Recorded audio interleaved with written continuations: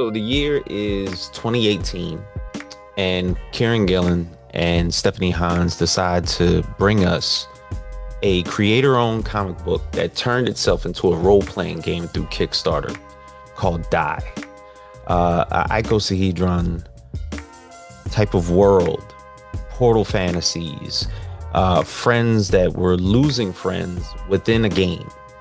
And we are now brought back into this with a brand new title that Kieron and Stephanie have been working on that is now going to be aptly titled Die Loaded Issue 1, which is going to drop very soon in the middle of November.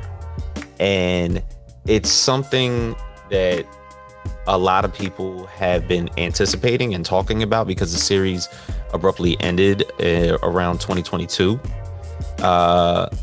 As well as the fact that the Kickstarter for the role-playing game and understanding that this world was very vast and very fantasy-like. It started with 6 friends that were playing a game, ultimately entered that game. When they came back, they lost a friend. So they came back as a group of 5. And then they decided, because, they didn't want to leave behind a good friend, that they would go back into the game. So understanding that we're bringing back a lot more of these singular characters like Dominic, Angela, that basically the Ash siblings, as well as Isabel, Matt, Chuck, Solomon, Zamorna, Augustus. These were some of the pivotal characters in the series that made you want to get involved with this in the first place. And it continues with Ash and his struggle with gender, his struggle with family, and his immediate struggle with death. And when Die Loaded starts, it's 2020. So we're in the middle of COVID pandemic, and everybody's roles, originally from when they were teenagers in the game, has now been scattered. I know people will instantly go to the fact that, Jumanji, yeah, but no, not at all.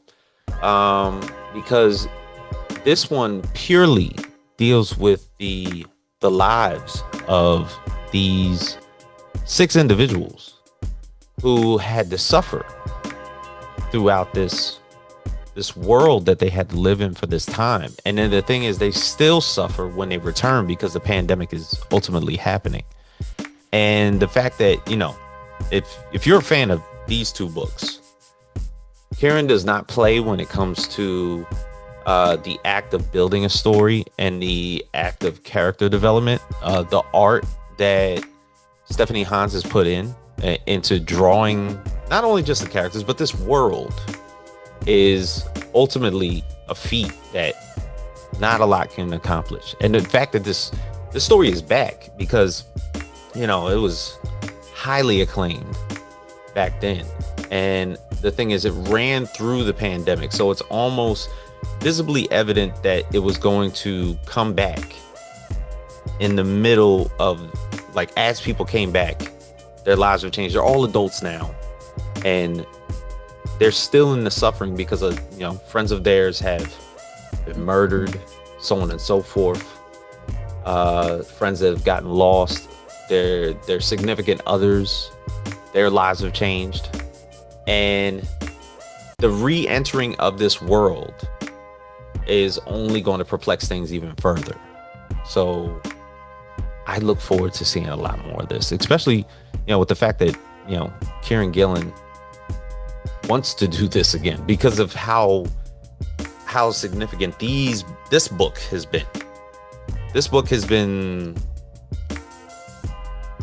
anything outside of OP fantasy that was built throughout the X-Men in the Krakoa age, and the fact that he wanted to do more creator-owned properties and decided to create this, and then to bring back one of his highly acclaimed creator-owned significant stories to almost as I can't say it's a do-over, but just as a continuation.